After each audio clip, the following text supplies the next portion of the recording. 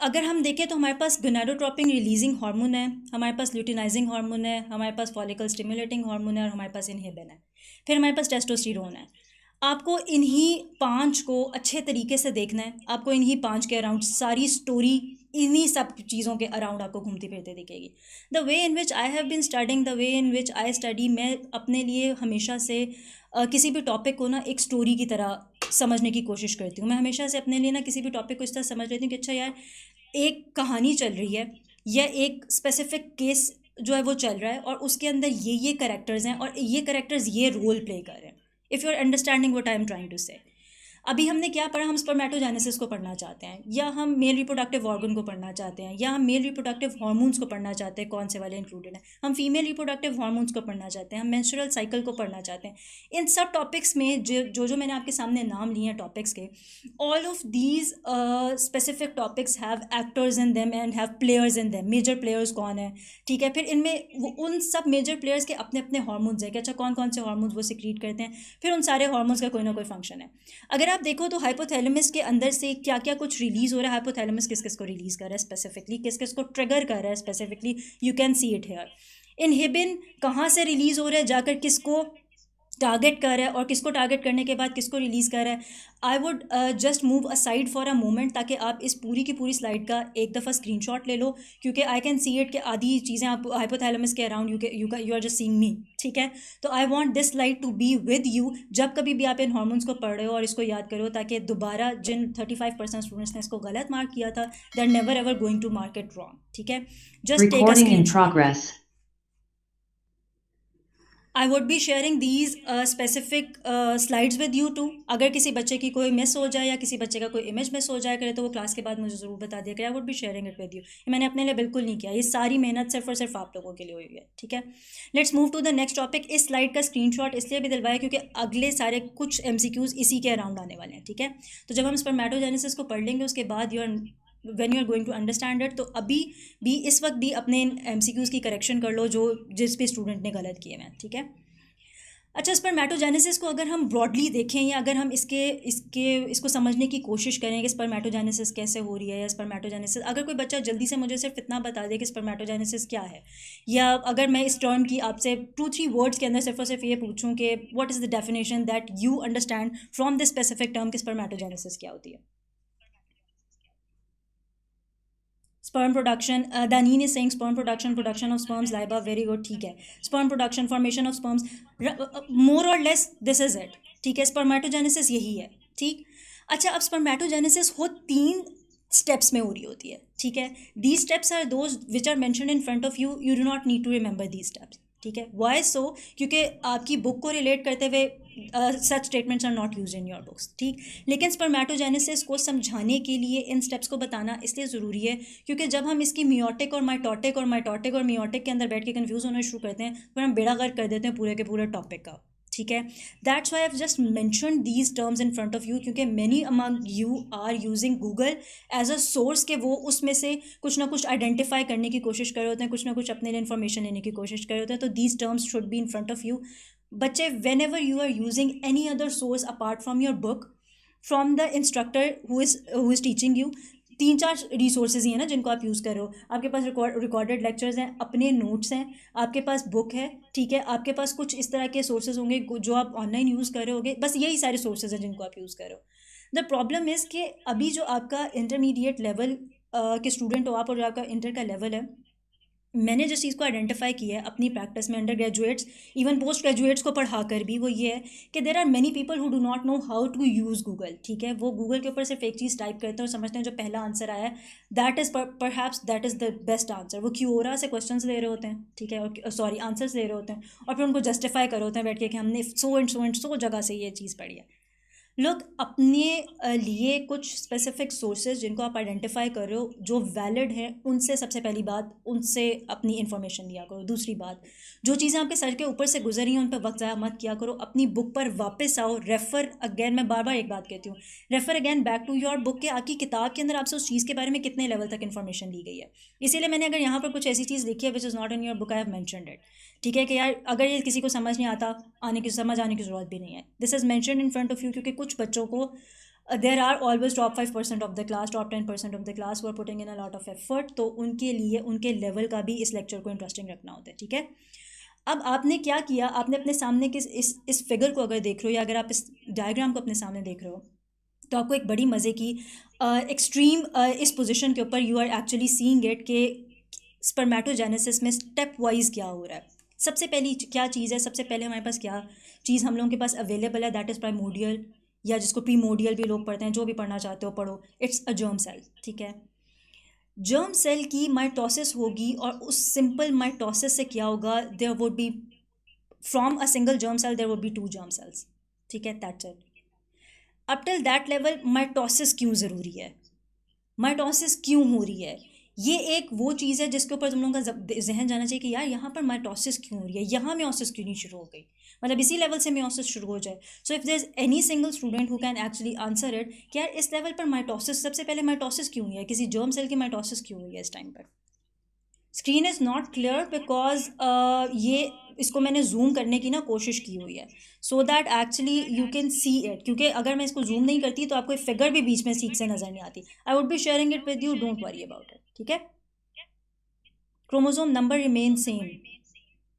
Bacteria में mitosis होती है. समीना नहीं, you are going very out of the reach of this topic. ठीक है, म्योसिस में क्रोमोसोम्स हाफ हो जाते हैं. हमें डाइप्लॉइड सेल चाहिए for growth and differentiation because of space I guess. देखो बेटा, अब सबसे पहले ना माइटोटिक डिवीजन स्पेसिफिकली इसलिए चाहिए क्योंकि अगर आपको पता है कि एक, अगर कोई बच्चा मुझे सिर्फ ये बता दे, वैसे आपको सामने अपनी स्क्रीन के ऊपर कम से कम फिगर में ये चीज़ दिख भी रही है, एक जर्म सेल कितने स्पर्म्स बना रहा है, 4. ठीक है, सबसे पहले उस जर्म सेल की खुद की सिर्फ डिवीजन होती है. ठीक है, the things that you are saying are right if collectively spoken. ठीक है, ये सारा कुछ इकट्ठे होना चाहिए.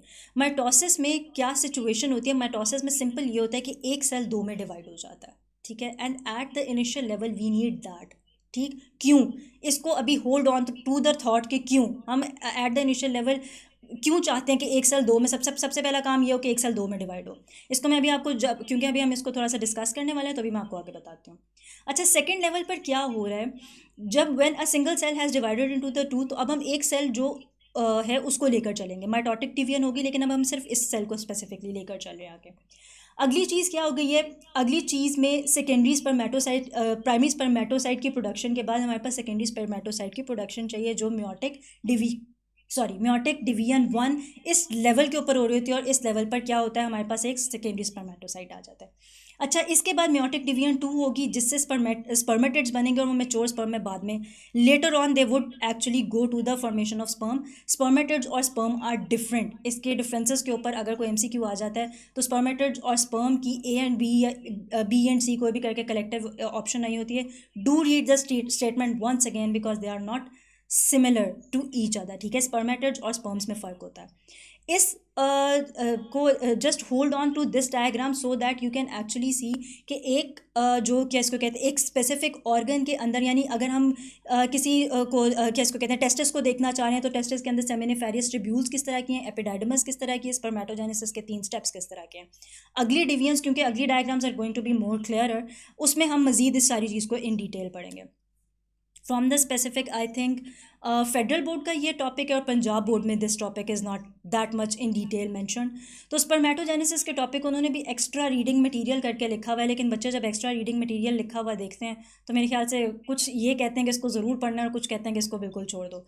This slide is enough for you to know all about spermatogenesis. इससे ज़्यादा स्पर्मेटोजेनेसिस के टॉपिक के ऊपर दिमाग खपाई करने की ज़रूरत नहीं है.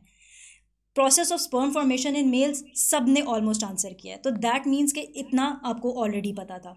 कब होता है, मतलब टेक्स प्लेस कहाँ पर होता है, कि क्या इसकी स्पेसिफिक लोकेशन है, इसके बारे में कभी भी पूछा जाता है. इनर एपिथेलियम जिसको जर्मिनल एपिथेलियम भी कहते हैं ऑफ सेमिनिफेरस ट्यूब्यूल्स. इसलिए पिछली स्लाइड के अंदर सेमिनिफेरस ट्यूब्यूल्स दिखा दिए हैं कि सेमिनिफेरस ट्यूब्यूल्स के अंदर देखो कि उसको मैग्नीफाई करके दिखाया कि यहाँ पर होना है स्पर्मेटोजेनेसिस. ठीक है, स्पर्मेटोगोनिया, सबसे पहली चीज़ क्या है, spermatogonia divide by mitosis forming a primary spermatocyte. इतनी ही बात पिछली स्लाइड के अंदर आपने माइटोटिक डिवीजन में देखी है और अब माइटोटिक डिवीजन में पता चल गया, और अब इसमें मैं बताने लगी हूँ कि व्हेन आई सेड इट कि hold on to that thought, तो इसका मतलब क्या था। देखो लास्ट वर्ड में लिखा हुआ है healthy adult mail is producing 400 million sperms per day, this is the term, ये वही रट्टे वाली टर्म है, इसको इसी तरह एग्जैक्टली याद कर लो जिसके एमसीक्यूज तुम लोगों को सबसे ज़्यादा पसंद है, ठीक है। रिकॉल बेस 70% एमसीक्यूज रट्टे वाले हम लोगों को आने चाहिए। तो this is the number that we need in a day. इस प्रोडक्शन के लिए ऑफ कोर्स सबसे पहले माइटोसिस की ज़रूरत है, ठीक है।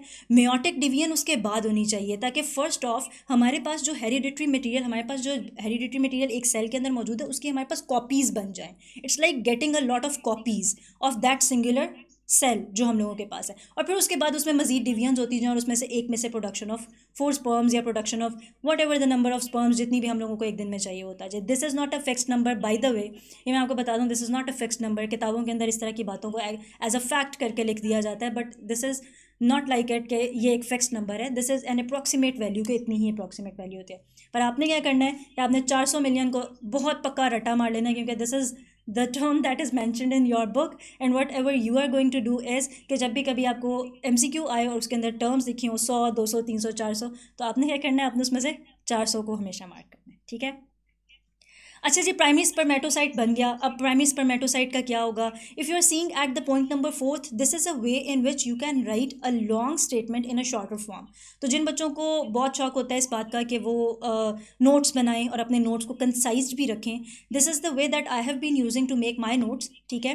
मैं क्या करती हूँ कि जो पूरे का पूरा प्रोसेस चल रहा होता है उसको इस तरह के सिंबल के साथ लिख लेती हूँ। This is not actually a greater than symbol, तो कोई इसको ये ना समझे कि आपने लिखा था primary spermatocyte is greater than meiosis 1, it is not greater than meiosis 1, it is a process, मतलब स्टेप बाय स्टेप क्या हो रहा है ये मैंने उसको इस तरह से लिखा हुआ है, ठीक है। Primary spermatocyte would undergo meiosis 1. By undergoing meiosis 1, what would happen? Secondary spermatocyte would be produced.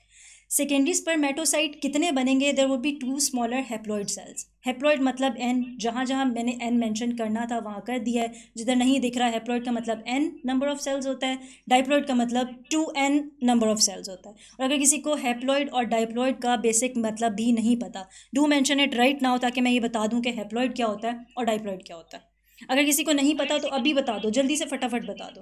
Half number of chromosomes, मतलब यार बता ही दिया, एक बच्चे ने खुद ही बता दिया कि मुझे पता है तो आप आगे समझाएं। चलो ठीक है, आगे चलते हैं। अच्छा, अब प्राइमरी से सेकेंडरी स्पर्मेटोसाइट बन गया, let's move to the next कि अच्छा secondary spermato would undergo what steps would secondary spermatocyte go through, कि ये इसी मैकेनिज्म को आगे लेकर चलें तो क्या होगा। meiosis 2, this secondary spermatocyte would undergo meiosis 2, लेकिन meiosis 2 हर एक सेकेंडरी स्पर्मेटोसाइट में होगी। इसलिए आपको जब भी कभी MCQ पूछा जाए तो आपने ईच के वर्ड को ज़रूर देखना है, ठीक है। अगर आप लोग MCQs को देख रहे हो, कुछ तो बहुत रिडिकुलस किस्म की स्टेटमेंट्स हैं which you are actually seeing it, कि यार बहुत बकवास किस्म की स्टेटमेंट्स नहीं आती। कोई इतना पागल नहीं बैठा हुआ आपका पेपर सेटर ख़ास तौर पे कि वो इस किस्म की मतलब वेरियस टाइप्स और इस किस्म की निटी ग्रिटीज़ के अंदर पढ़ के आपको स्टेटमेंट्स देगा। स्टेटमेंट्स में हाँ ये ज़रूर एक मैकेनिज़्म है कि जिसमें स्टूडेंट्स आर एक्चुअली प्लेड, लेकिन they are played in 30% of the statements, और उन 30% ऑफ द स्टेटमेंट्स के लिए मैं ये बात बता रही हूँ कि you have to see it whether each secondary spermatocyte is written, या एक सेकेंडरी स्पर्मेटोसाइट की बात हो रही है और उससे रिलेटेड ऑप्शंस क्या हैं आगे, ठीक है। Each secondary spermatocyte, primary spermatocyte से कितने सेकेंडरी स्पर्मेटोसाइट बने हैं? 2। अब ये दोनों secondary spermatocyte would undergo meiosis 2 to produce what, they are going to produce spermatids, या जिनको हम डॉटर सेल्स भी कहते हैं। डॉटर सेल्स कहीं लिखा हुआ दिख जाए या स्पर्मेटेड्स लिखा हुआ दिख जाए, बात एक ही है।